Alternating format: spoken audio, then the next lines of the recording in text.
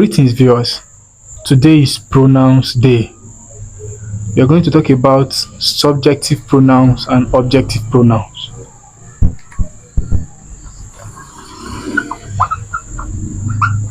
Subjective.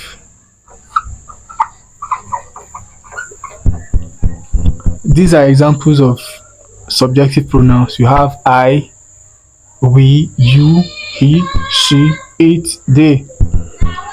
These lines they are examples of objective pronouns: me, us, you, him, her, it, them. I is subjective, me is objective. We, us, you, this one does not change. He, him, she, her, it, they, them. I'm going to show you how you use these things because most people are not getting it. They're not getting it. There is this law. I told you the other day that English has formula, but people don't know. The law says you cannot use objective pronouns to start a sentence.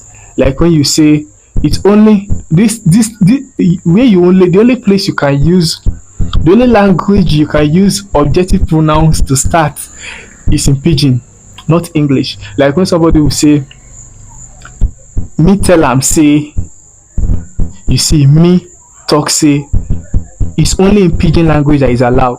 But you see, in normal English language, you don't dare it. Use me, us. But it's only these ones, especially something like this. The exceptions are these two, it and you. You know they don't change. The same thing here, the same thing here, so you can use them. But you talk about this, and the rest, you can't use them to start a sentence. It's wrong. We have examples here that I will show you.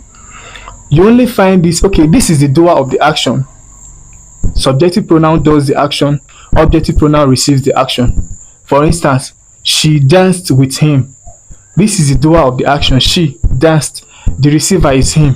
So yeah, this is the subject. This is the object. Subjective pronoun, objective pronoun. The only place you can find them is around this zone. This way you can find objective pronouns.